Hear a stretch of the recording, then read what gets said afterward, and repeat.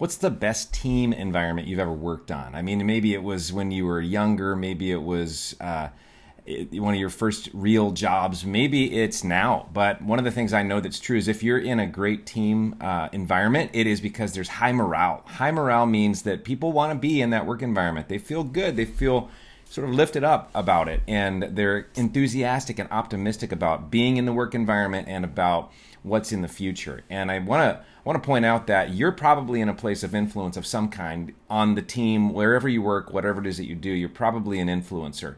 You may or may not be the leader of the team, but you have tremendous influence, and you have the ability to actually manage your team's morale, whether you're at the top of the team or not. And I want to give you some thoughts about that today in this edition of Thank God It's Monday. And hey, one of the things that I learned a long time ago, and it stuck with me. I was in a conference and I was sitting in a room full of pastors, and this pastor of a very large church said that he learned, actually John Maxwell himself was there. It was a very small room, like 60 people, and I got a chance to be within 5 feet of John Maxwell for like 6 hours. It was incredible.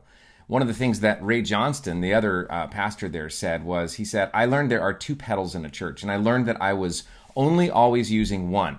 He said there's a mission pedal and there's a morale pedal. And I think that I also probably tend toward that mission pedal most of the time. I have to pay a lot more attention to the morale pedal. It doesn't come naturally to me to look at the softer side of work-life balance or of work teams or those things. And so I always want to make sure I'm listening to and watching for what's the morale here.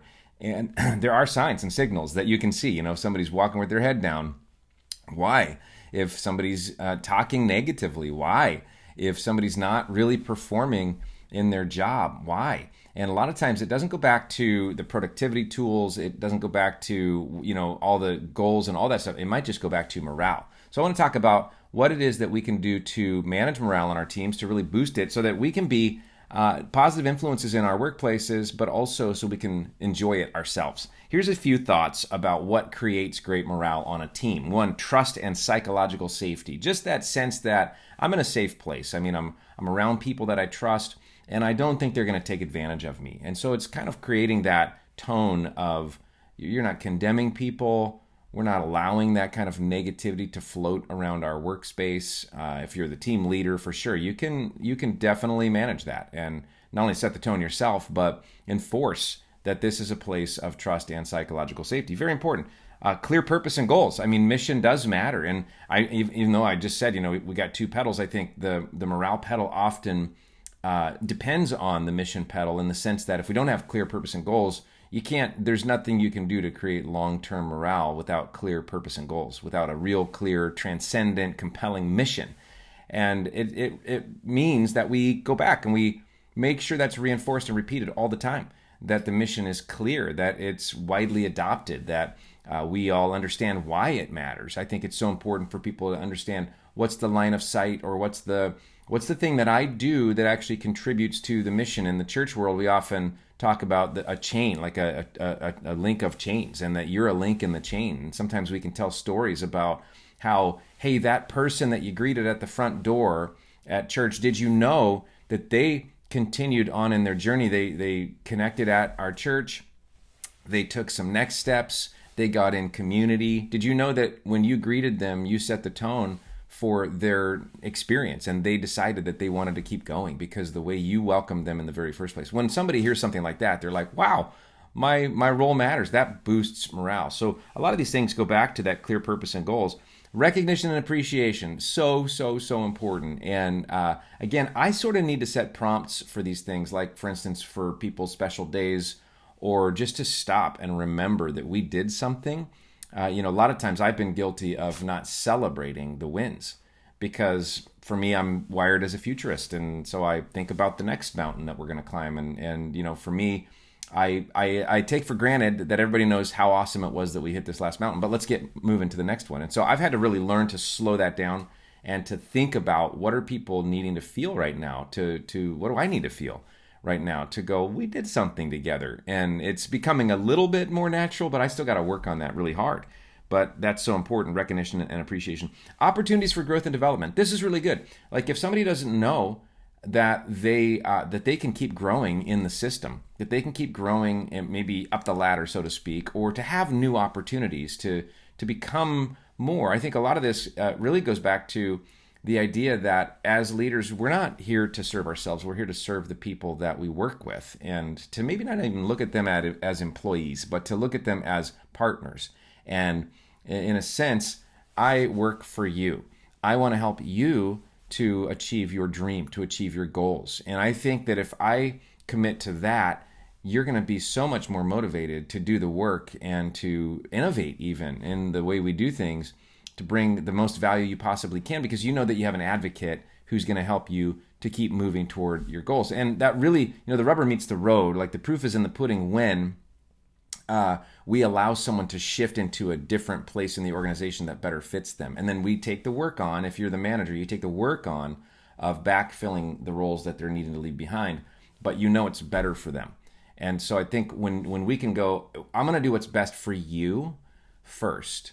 Now, you can't always do that. I get that sometimes that means there has to be a departure. Sometimes somebody goes like, I'm no longer a fit for this organization or this team. There does come that reality. But as long as we can make that move within the team, within the structure and the goals and the vision of the organization that we're working for, it's great to be able to say, I'm going to slide you over here because it's going to be better for you. We can figure this other thing out, but I want you to keep growing. That when somebody feels that, the morale just climbs. And so anything you can do and I can do to move us toward that is really going to help people to feel great about the place that we work, the way that we work, the team that we're working on, the mission that we're achieving together. I really love that stuff. Another one is an inclusive and collaborative culture. I mean, when people say, I know that at least if I have an idea, somebody's going to be able to hear it. I love the statement or the phrase, people don't necessarily need to be right. They don't need to have their idea always right, but they do always want to be heard. And to know that you're heard it makes a big difference. To know that something you've said has been considered. To have their way considered is really important. Autonomy and empowerment, again, so important to go, I'm going to let you figure out how this works. The difference between empowerment and disempowerment really is just the difference between, am I managing the what or am I trying to manage the how? So, what somebody really wants in their world most of the time is to say, is for their boss or their leader to say, here's what we're trying to accomplish. I'm going to paint the target on the wall. Here's where we're trying to go. Here's what we're trying to accomplish. I'm going to let you figure out how we get there. I mean, the more we can do that with people, the more we are demonstrating and showing that we trust them. We think that they are smart. We believe they can figure it out. And that we're open to them coming up with some new ways that we might do things that might even be better than the way we do them now. And people love that stuff. And I love that stuff. I wouldn't want to work in a place where I couldn't do that. My morale is high when my hands aren't tied about how I do things. But if I was constantly, like pressed down, like, here, you got to do it this way, I would not thrive in that environment at all. I would have to find someplace else to work. And so I think we can bring that to the table. A healthy work-life balance. Okay, this is really important. And part of it is helping people to recognize this in themselves, giving people permission to manage this themselves in a very real sense, because most of the world these days is a little less hour by hour, minute by minute, and more about what's your contribution that we're expecting you to make on this team, and allowing people then, maybe back to that previous point, allowing people to figure out how they get it done, how they manage their time to a certain degree. That doesn't work everywhere, but giving people a little flexibility in this stuff, giving people a little bit of room, a wiggle room to be that we believe in them, give them the dignity and the trust really goes a long ways. And then a sense of community and belonging. These things are really, really great ways that we can do this. Community and belonging, I mean, a lot of times people have reported in work studies, work health studies, or work satisfaction studies that they would rather have a better community than a better paycheck. Isn't that interesting? That doesn't mean that we should cheap out on our teams, but it does mean that we should make sure that tribe building, community building, belonging, fun, that this is not just a professional work team. This is a crew. This is maybe at some point could become part of my family, so to speak. And that really goes a long ways. Teams that have that tend to be high performing, even if some of the other stuff isn't in place. Maybe their charts and their metrics aren't all so shiny, but they have this belonging and people are very committed to it and they do hard work because of it. And they end up talking about the shared goals, and all those things go such a long ways. So I hope this is helpful for you. It's a place, an area I'm learning is this morale piece of leadership. I know you have a lot on your shoulders, and I'm just hoping to bless you a little bit on this Monday as you get started in your week. So God bless you. Have a great week, and I'll see you soon.